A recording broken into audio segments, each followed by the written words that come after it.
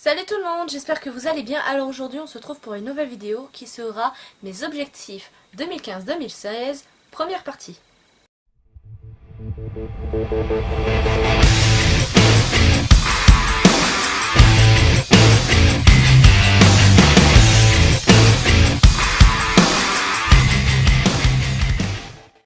Alors donc dans cette vidéo on va découvrir d'abord les sagas que je veux continuer à lire. Parce que c'est vrai que pas mal ont des tomes d'entamés, il y en a certains, il y en a juste un, et il y a pas mal de tomes à lire.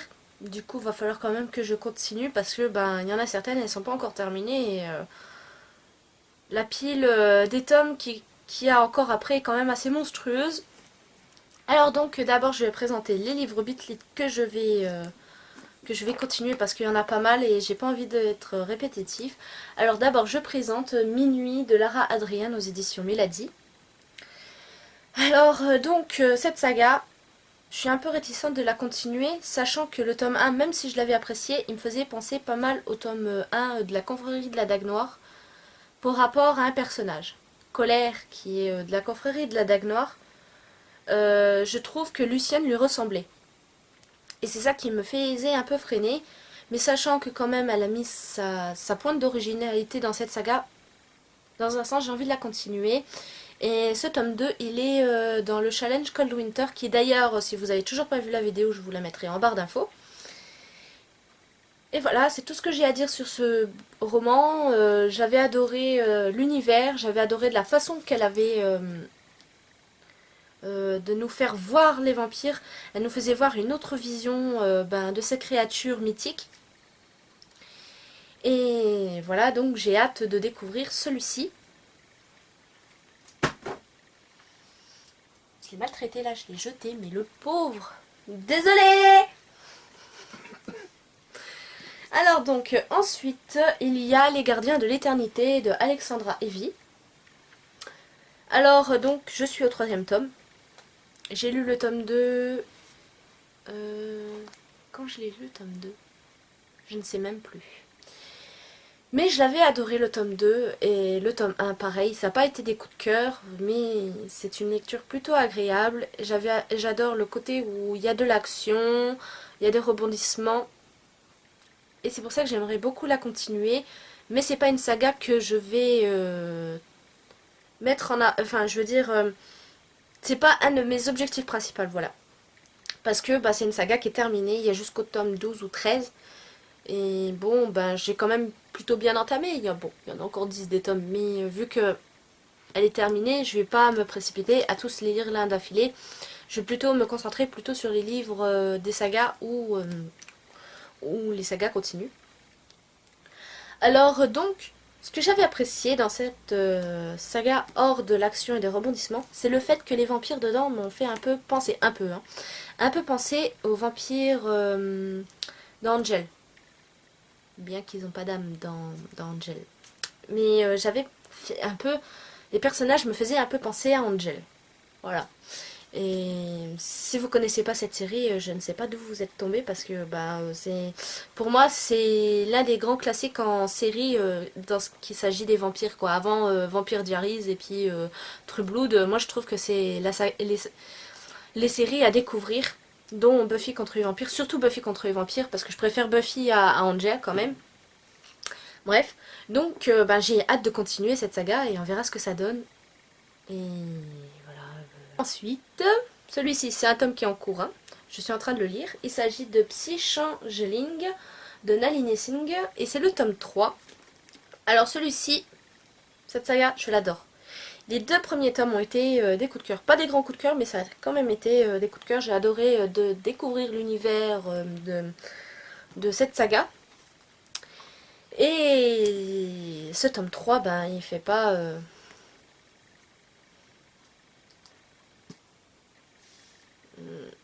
il fait pas exception. Je l'aime tout autant que les autres, même un peu plus. Mais c'est à cause du personnage féminin cette fois-ci que je l'adore ce tome. Là, parce qu'elle me touche d'un point, vous imaginez pas. Mais je vous en parlerai bientôt, dans un duplet de lecture, je vais pas me focaliser sur ce tome-là parce que bah, de toute façon il n'est pas fini, je suis à la moitié, presque à la moitié plutôt, je suis pas à la moitié encore. Et j'ai vraiment hâte de le terminer et de vous dire ce que j'en ai pensé, de faire la chronique, de vous en parler en vidéo. Et j'ai aussi hâte de continuer les autres tomes suivants. Je pense que c'est une des sagas que je vais vite continuer les tomes parce que j'aime de tome en tome, j'apprécie de plus en plus. Et voilà tout ce que j'ai à dire cette saga. Si vous ne l'avez pas découverte, vous ne savez pas ce que vous perdez. Et je vais vous mettre justement la chronique du premier tome en barre d'infos, si vous voulez aller la découvrir. Et on verra bien ce que ça donne. En tout cas, moi, j'ai hâte, surtout pour lire le 10e tome qui est de... Oula, j'ai un bug sur le nom du personnage que je préfère, mais c'est pas grave. Aouk, voilà, je sais même pas si ça se prononce bien, mais Aouk, il me semble que c'est ça. Et je l'adore. Et en plus, c'est un loup-garou, comme par hasard. Comme par hasard, Angie, elle est toujours en train de craquer sur le loup-garou, jamais sur un vampire ou autre. Non, c'est toujours le loup-garou qui l'emporte. À part dans la saga de Sophie, qui est là, c'est autre chose. C'est une autre créature et c'est pas un vampire. Euh, Ensuite, j'aimerais continuer cette saga. Ça fait un petit bout de temps que j'ai pas continué à la lire. Et il s'agit Mercy Thompson, le tome 7, de Patricia Briggs. Alors cette saga, je l'adore. J'adore du tome 1 au tome 6. Je me rappelle que c'était il y a 2 ans. Je les ai lus, mais d'une rapidité. Quand j'y pense, des fois j'ai peur de lire un Milady, mais finalement j'étais plutôt rapide quand je les ai lus, les Mercy Thompson. Mais je pense que ça va entre 400 pages, donc ça va, il me semble que ils sont pas si longs que ça les Mercy Thompson, mais dans un sens, c'est des pépites. Si vous n'avez pas découvert Mercy Thompson, je sais pas d'où vous êtes tombé parce que si on aime bien le beatlit, faut lire Mercy Thompson. Parce que pour moi, c'est un classique dans les beatlits, voilà. Comme la confrérie de la Dague Noire. Faut les découvrir. Bon, la confrérie de la Dague Noire, j'aime moins, j'avoue. Oui. C'est dans l'univers de Mercy, mais j'ai un peu de mal avec cette saga. Et il s'agit de Alpha et Omega. C'est le tome 3. Si je dis que j'ai un peu de mal, c'est que le fait à chaque fois, déjà dans le premier tome, j'ai eu du mal à rentrer dans le premier tome. Mais dans le deuxième tome, ça a été pareil, bien que j'ai préféré le tome 2. Parce que j'avais apprécié le côté que ça avait touché sur la légende du loup du Gévaudan. Enfin non, le monstre du Gévaudan. Enfin bref, de toute façon c'est un loup-garou. Enfin c'est à ce qui paraît un loup-garou. Mais bon, moi j'ai vu un film sur le loup du Gévaudan il y a quelques années. Et c'était pas vraiment un loup qui assassinait les gens. Bref. Du coup, faut quand même que je le continue. Puis c'est le dernier tome que j'ai dans ma pile à lire. C'est le tome 3. Le tome 4, je sais même pas s'il va sortir dans pas longtemps en France. Je sais pas, je pense que ça va sortir en 2016. Je ne suis pas sûre. Parce que c'est vrai qu'elle a mis un petit bout de temps pour le finir. Alors, je sais pas, peut-être qu'en 2016, il va sortir aux États-Unis. Puis chez nous, il va sortir en fin d'année 2016. On verra bien. J'avais entendu dire quand même qu'elle allait sortir le tome 4. Je suis pas vraiment impatiente parce que comme j'ai dit, j'aime pas trop, mais sachant que c'est quand même dans l'univers de Mercy Thompson que j'ai envie d'en apprendre plus sur le Maroc, je la continue. Bien que c'est pas sur le Maroc que ça parle, c'est sur Anna et puis Charles. Charles qu'on a déjà découvert dans la saga de Mercy Thompson dans le premier tome. Mais dans un sens, ça fait pas de mal de découvrir des personnages autres que Mercy. Malgré que je trouve Anna qui a pas de caractère, qui est un peu gnangnan à côté. Mais je lui laisse une chance parce que j'ai vu quand même qu'elle avait évolué par rapport au tome 1. Voilà. Donc on verra si elle évolue dans celui-ci.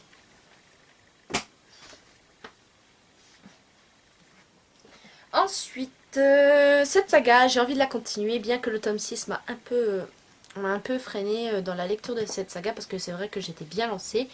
Et le tome 6 pour moi avait été une vraie catastrophe parce que je pense aussi que le tome 5, vu que ça a été un coup de cœur mais monumental, je l'ai adoré. J'adore le personnage du tome 5 aussi, il faut dire que c'est... Oh purée vite, il est Voilà, je vais pas en rester plus sur ce personnage, mais je l'adore. Voilà. Et donc, va falloir quand même que je le continue. J'avais lu le tome 7 qui m'avait un peu fait remonter dans cette saga, mais c'était pas trop ça non plus. Mais j'ai envie de la continuer. Et il s'agit de la confrérie de la Dague Noire. Je suis au tome 8. Et John, dans ce tome, c'est sur John. Et j'ai vraiment envie de le découvrir, sachant que c'est quand même un personnage qui me rend curieuse. J'ai envie de le découvrir un peu plus que dans les autres tomes, parce que c'est vrai que quand même c'est un personnage qui est quand même assez timide. Ouais, timide, et puis qui est quand même pas trop mis en avant, qui reste, comment dire, euh, réservé, voilà. C'est réservé, je trouve qu'il est réservé par rapport aux autres personnages.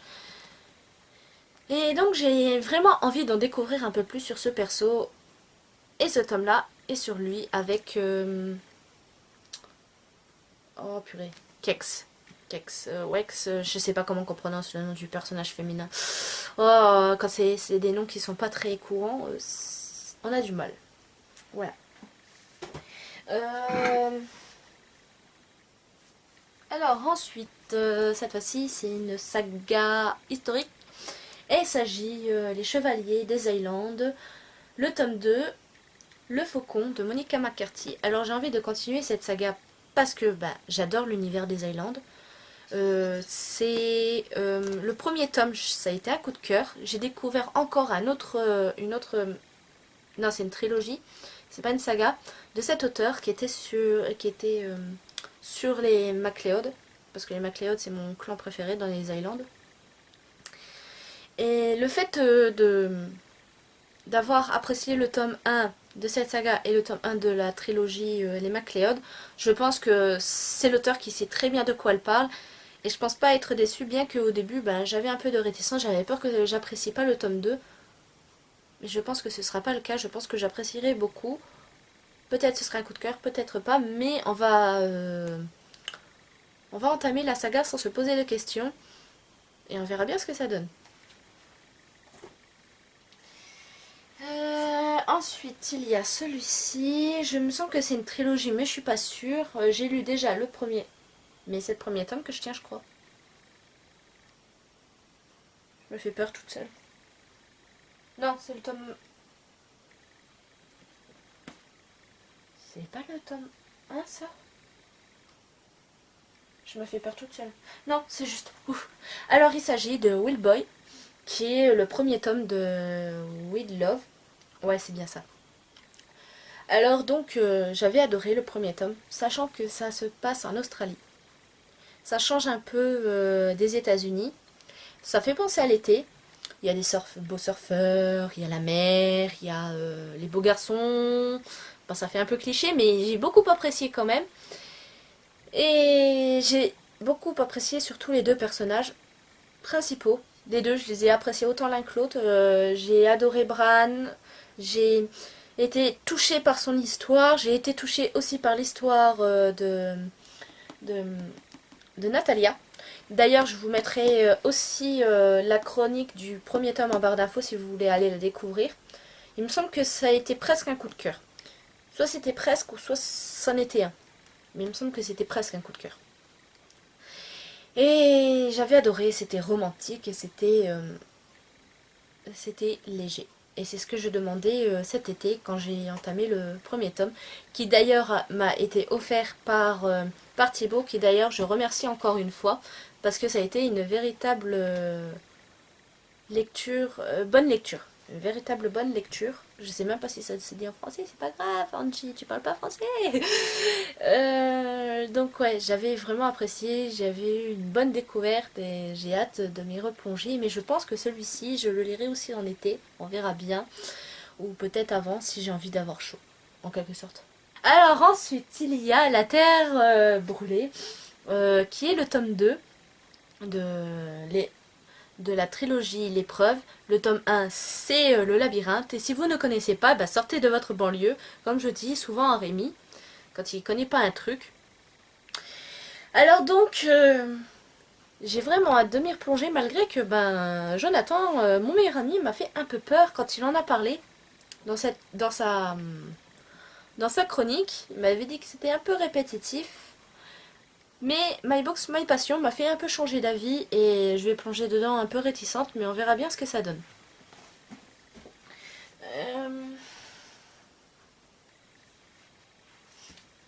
Ensuite, j'aimerais continuer cette saga. Il me semble que c'est une saga. Oui, il va y avoir un quatrième tome qui va sortir en 2016, je pense.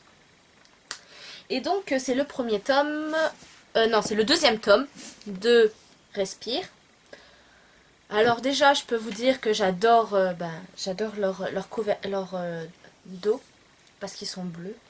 Même les couvertures, elles sont bleues. Hein. Elles sont bleues. Et moi, j'adore le bleu, c'est ma couleur préférée. Je vais vous montrer le tome 3 que j'ai déjà dans ma pile à lire. Voilà. J'adore. Voilà. Ça donne un bel effet à ma bibliothèque. Alors, oups j'ai rangé le tome 2 au lieu du tome 1. Désolée. Alors, donc... Alors, voici le tome 2 que j'ai vraiment hâte de lire. Et surtout, j'attends beaucoup de cette saga, sachant que le tome 1 avait été un véritable coup de cœur, que ça m'avait touché, mais à un point. Je vous mettrai la chronique en barre d'infos du premier tome. Et vraiment, j'avais vraiment adoré ce tome, le tome 1. Et j'ai vraiment hâte de lire le tome 2 et surtout de lire le tome 3. Parce que c'est le tome 3 qui me donne le plus envie d'être découvert. Voilà. Et on verra bien ce que ça donne, mais il va falloir que je les continue. Et j'ai une petite hâte de les continuer quand même. Donc je pense pas qu'ils vont rester longtemps dans ma pile à lire. Et je pense que je vais pas enchaîner tous les bitlit l'un après l'autre parce que sinon après moi j'aurais plus grand chose en bitlit. Enfin si, j'en ai encore d'autres à découvrir. Mais va falloir que quand même j'aille dans un autre univers pour calmer un peu le jeu. Parce que c'est vrai qu'en étant trop dans un univers, après je l'ai lu plus pendant un bon bout de temps. Alors voilà, cette saga, j'ai toujours très envie de la découvrir. Et le haut est jaune, c'est pas beau. Hein. Ouais. Mais bon, il était comme ça au magasin et c'était le dernier. Ensuite, j'ai envie de continuer Love Game. Alors ça c'est le tome 2. J'avais adoré le tome 1 parce que c'était raconté par Drew. Mais celui-ci c'est raconté par Kate et justement c'est ce petit côté là qui me fait un peu peur parce que j'avais vraiment adoré le fait que ce soit un personnage masculin qui raconte une histoire, pour une fois une romance, qui est racontée par un homme. Ça fait du bien, on peut dire. Ou des fois c'est les deux personnages qui racontent, mais là du fait que ça avait été raconté juste par un personnage et qui était masculin, j'avais trouvé ça agréable.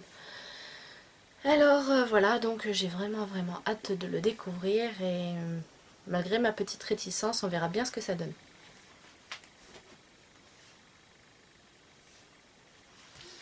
Et ensuite, il y a Angel Fall.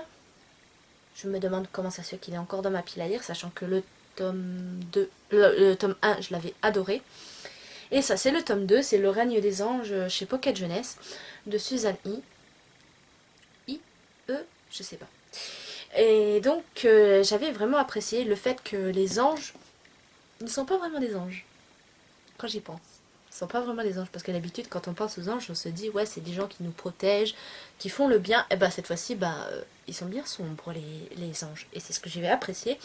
Et c'est ce que je pense continuer à apprécier dans cette trilogie. D'ailleurs, le tome 3, je pense qu'il va sortir l'année prochaine. Donc, il n'y aura pas trop à attendre. Alors, dans un sens, c'est bien que j'ai un peu traîné. Mais je pense que je vais le lire pendant le challenge Cold Winter, bien que c'est pas un livre que j'ai choisi pour le Cold Winter. Je l'aurai, je pense, courant décembre ou janvier, parce que là, le mois de novembre est bientôt fini. Et j'ai vraiment hâte. Je crois qu'il est plus gros que l'autre, mais c'est bien espacé, c'est frais, c'est frais. C'est bien espacé et c'est écrit gros, donc je pense que ce sera plus qu'appréciable, même si c'est du young adulte. Parce que c'est vrai qu'il y a certains livres maintenant en young adulte que j'ai du mal. Je pense que c'est le fait que j'ai grandi, du coup j'ai un peu de mal. Mais j'avais adoré le premier tome et je vois pas pourquoi le tome 2 je ne l'apprécierais pas. En tout cas, on verra bien. Alors donc cette vidéo elle touche à sa fin. Je vais en faire la seconde partie qui sera sur les découvertes que j'aimerais bien voir cours en 2016. On se retrouve très vite et à bientôt.